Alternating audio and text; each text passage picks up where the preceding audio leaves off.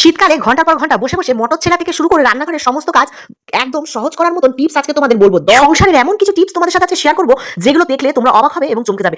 KG KG মটর একদম মিনিটের মধ্যে কেটে ফেলবে। তোমাদেরকে এমন টিপস বলবো যে এই টিপসগুলো তোমরা দেখার পরে তোমরা অবাক হয়ে যাবে। ছুরি বটি কাঁচি ছাড়া একদম আজকে তোমাদের মাছ কেটে থাকবো একটা ভাঁড়ের সাহায্যে। বন্ধুরা, আজকে ধামাকাদার টিপসগুলো দেখার জন্য অবশ্যই তোমাদের এই ফুল ভিডিওটা দেখতে হবে। বন্ধুরা, আজকে যে টিপসগুলো তোমাদেরকে দেখাবো সেই কাজগুলো তোমরা যদি জানো আর করো, তোমাদের সংসারের কাজ করতে একদম কষ্ট মনে হবে না, আর সংসারের কাজগুলো একদম ইজি মনে হবে।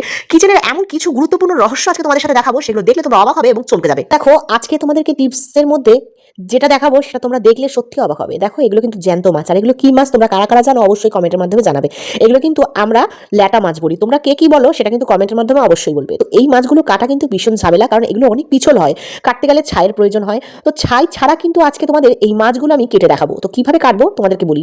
প্রথমে এই জ্যান্ত মাছগুলোকে আমি ডিপ ফ্রিজে 5 মিনিটের জন্য রেখে দেবো। তো দেখো, মাছগুলো তো জ্যান্ত ছিল, তোমরা দেখেইছো, প্রত্যেকটা মাছ কিন্তু জ্যান্ত, একটাও কিন্তু মরা নেই। তো সব মাছগুলো যাতে মরে যায় তার জন্য কিন্তু আমি ডিপ ফ্রিজে 5 থেকে 10 মিনিটের জন্য রেখে দেবো। এবার 5 থেকে 10 মিনিট পর তোমাদের বের করে দেখাচ্ছি। তো দেখো, আজকে আমি রান্নাঘরের মধ্যে কিন্তু কাটবো, কোনো রকম বটি, কোনো রকম ছুরি ছাড়া।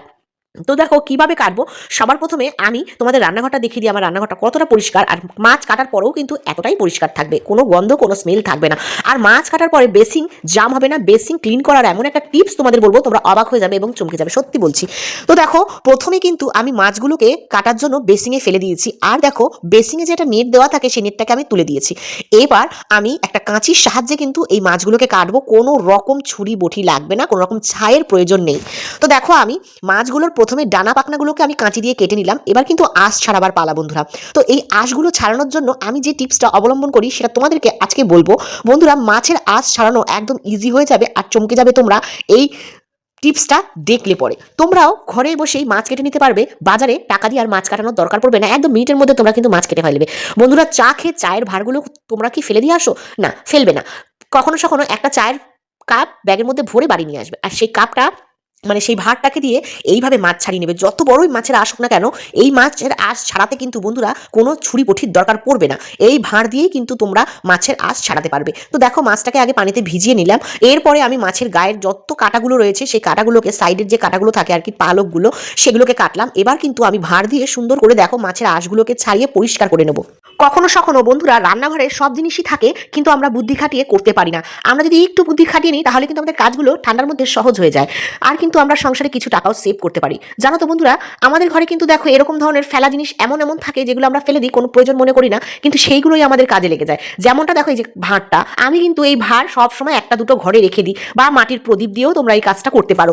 তো প্রদীপ যদি না থাকে তাহলে কিন্তু এই ভাঁড় দিয়ে, বিশ্বাস করো বন্ধুরা, এই চায়ের ভাঁড় বা মাটির প্রদীপ যে সংসারের কত কাজ আসে তোমাদের কিন্তু আস্তে আস্তে দেখাবো। আমার অনেক ভিডিও আছে এই মাটির প্রদীপ দিয়ে বা ভাঁড় দিয়ে, তোমরা দেখলে অবাক হবে এবং চমকে যাবে। তোমরা যদি এই ভাঁড় বা মাটির ব্যবহার জানো কতটা সংসারের কাজ ইজি করে, তাহলে তোমরাও কিন্তু ভাঁড় আর মাটির প্রদীপ কখনো ফেলবে না। তো দেখো, কাঁচি দিয়ে কিন্তু পেটের নাড়ি বুড়ি সবই আমি বার করে নিলাম। আর দেখো, এখানে কিন্তু পানি একটু জমা হয়েছে, যেহেতু আঁশগুলো ছিল। আমি এই পুকুরের মতন বানিয়ে নেওয়ার কারণটা হলো বন্ধুরা, মাছগুলো ভেজা থাকলে তাড়াতাড়ি কিন্তু কাটা যায়। মাছগুলো যদি শুকনো হয়ে যায় তাহলে কিন্তু আঁশগুলো ছাড়াতে খুবই কষ্ট হয়, আর সারা রান্নাঘরে আঁশে আঁশ হয়ে যায়, ছিটকায়। পানি দেওয়া থাকলে পানির মধ্যে যদি আমরা আঁশগুলোকে এইভাবে পরিষ্কার করি তাহলে কিন্তু বন্ধুরা মাছের যে আঁশগুলো সেগুলো কিন্তু ছিটকে ছিটকে রান্নাঘরে ভরে যায় না আর গন্ধ করে না। তো পানির সাথে কিন্তু এই মাছের স্মেলগুলো বেরিয়ে যায়। এবার একটা ঝাঁঝরির মধ্যে আমি কিন্তু পুরো মাছের আঁশগুলোকে কাঁচিয়ে নিচ্ছি বন্ধুরা। একটা মাছের আঁশ কিন্তু আমার বেসিংয়ে আর নেই। কিন্তু আমরা কি ভুল করি দেখো, মাছ যদি ঘরে কাটি আঁশগুলোকে আমরা ডাইরেক্ট আমরা কিন্তু ডাস্টবিনে ফেলে দিই। আর এতে কি হয়, আমাদের ময়লা কিন্তু সকালে নিতে আসে। এবার আজকে দুপুর থেকে কালকে সকাল পর্যন্ত কিন্তু এই মাছের গন্ধ ডাস্টবিনে সারা ঘরে ছড়িয়ে যায়। তো যখনই মাছের আঁশ ফেলবে বন্ধুরা ডাস্টবিনে, তখন কিন্তু একটা প্লাস্টিকের মধ্যে এইভাবে পানিটাকে আগে প্রথমে এই ঝাড়ির মধ্যে মানে ঝুড়ির মধ্যে আঁশগুলোকে জলটা ঝরিয়ে নিয়ে তারপরে প্লাস্টিকের মধ্যে দিয়ে তারপর ডাস্টবিনে ফেলো। আমি গ্যারান্টি দিয়ে বলবো বন্ধুরা, যদি 1 সপ্তাহ মাছের আঁশ ডাস্টবিনে থাকে কিন্তু গন্ধ বেরোবে না, ঘর গন্ধ হবে না। তো এইভাবে কিন্তু তোমরা মাছের কাটা, মাংসের কাটা, মাছের আঁশ, যে কোনো এরকম টাইপের জিনিস তোমরা প্লাস্টিকে করে তারপরে বেসিংয়ে পরিষ্কার করে তারপরে তোমরা ডাস্টবিনে ফেলো। তোমরা 1 সপ্তাহ রেখে গেলে পোকা ধরবে না জিনিসে, মানে ডাস্টবিনে বা ঘরে গন্ধ হবে না। এই টিপসটা কিন্তু তোমরা ফলো করতে পারো। এবার দেখো, বেসিংয়ে কিন্তু মাছ কাটার কারণে একটু একটু জাম হচ্ছে। তো আমি কিভাবে এই জাম ছাড়াবো তোমাদেরকে দেখাই। প্রথমেই গরম পানি বন্ধুরা একটু করে নেবে, আর তারপরে বেকিং সোডা 1 থেকে 1.5 চামচ দিয়ে দাও, আর সামান্য একটু ভিনিগার দিয়ে দাও, আর একটু ভিম লিকুইড জেল। এই তিনটে জিনিস দিয়ে গরম পানি একদম ঢেলে দাও। বিশ্বাস করো বন্ধুরা, বেসিংয়ে যে জামটা তোমাদের ছিল সেই জাম মিনিটের মধ্যে কেটে একদম বেসিং চকচকা ঝকঝকা। তোমরা যদি 50 তলা বিল্ডিংয়েও থাকো তাও কিন্তু তোমাদের বেসিংয়ে জাম হবে না, আর বেসিং নোংরা হবে না, ঘরে যতই মাছ কাটো না কেন। টিপসটা কেমন লাগলো অবশ্যই কমেন্টের মাধ্যমে আমাকে জানাবে। বেকিং সোডা, ভিনিগার আর ভিম লিকুইড জেল, এই তিনটে যে কতটা উপকার বন্ধুরা তোমরা জানো না। আমাদের এখন শীতকালে কিন্তু আমরা মাছ মাংস খেয়ে থাকি, তখনও কিন্তু বেসিং জাম হয়ে যায়। এই ছোট্ট ঘরোয়া উপায়ে বন্ধুরা তোমরা কিন্তু বেসিংয়ের জাম নিমিষের মধ্যে ছাড়িয়ে নিতে পারবে। এবার তোমাদের যেটা বলি সেই টিপসটা তোমরা দেখলে সত্যি অবাক হবে। জ্যান্ত মাছ তোমরা 1 মাস ফ্রিজে রাখলেও তোমাদের এই মাছে একদম স্বাদ পাল্টাবে না। জ্যান্ত মাছে যেরকম স্বাদ ঠিক তেমনটা স্বাদই 1 মাস পরেও থাকবে। সেটা কিভাবে রাখলে হবে সেটা তোমাদেরকে বলি। পানির মধ্যে মাছ ডুবিয়ে রাখা, সেটা কিভাবে দেখো। এমন একটা বাটিতে মাছ সংরক্ষণ করবে যে বাটিতে মাছটা পুরো একদম সাইজে হবে। মাছ যতটা আছে তার থেকে একটু উপরে করে পানি রাখতে হবে যাতে মাছটা জলের মধ্যে ডুবে থাকে।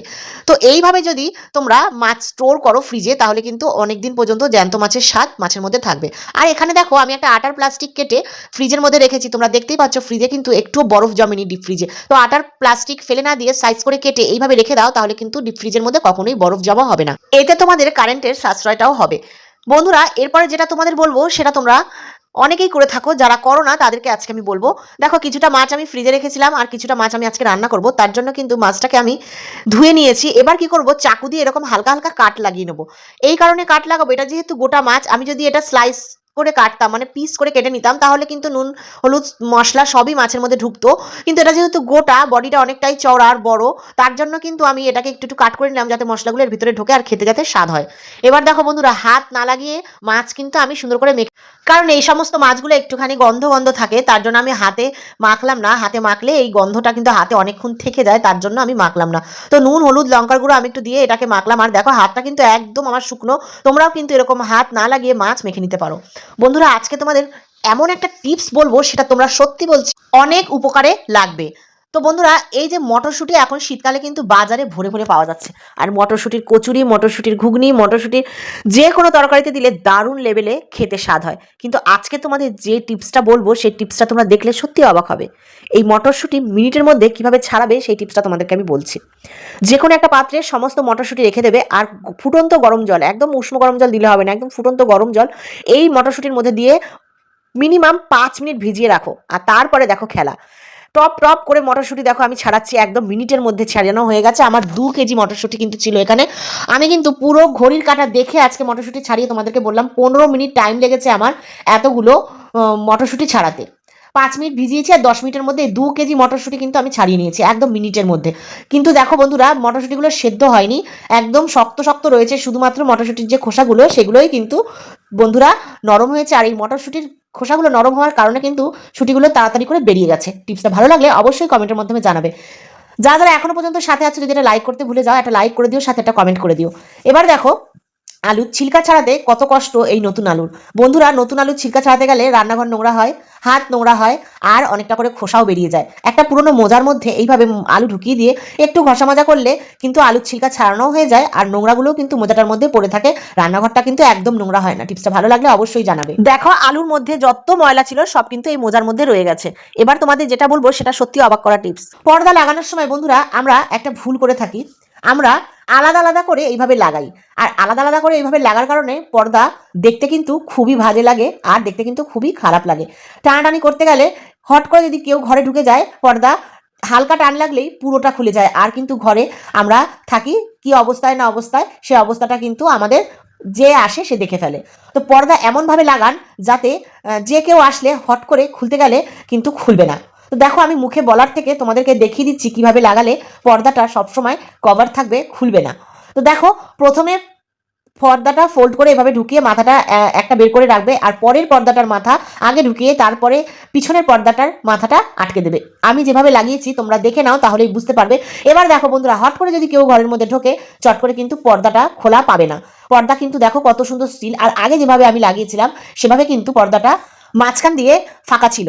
তো দেখো আমি স্টেপ বাই স্টেপ তোমাদেরকে কিন্তু দেখাচ্ছি পর্দাটা আমি কিভাবে সেট করছি। আমার ক্যামেরা ধরার মানুষ নেই, আমি কিন্তু স্ট্যান্ডে লাগিয়ে ভিডিও বানাই, তাই জন্য একটু অসুবিধা হতে পারে, তোমরা দেখে নাও আমি কিভাবে করেছি। আর দেখো কত সুন্দর, কেউ ঢুকতে গেলে কিন্তু পুরো পর্দা খুলবে না, পর্দাটা খুঁজেই পাবে না যে কোন দিক দিয়ে খুলবো, ততক্ষণে কিন্তু আমরা জানতে পেরে যাবো কেউ আমাদের পর্দার বাইরে রয়েছে। ভিডিওটা ভালো লাগলে লাইক কমেন্ট করে পাশে থেকো বন্ধুরা। আল্লাহ হাফিজ।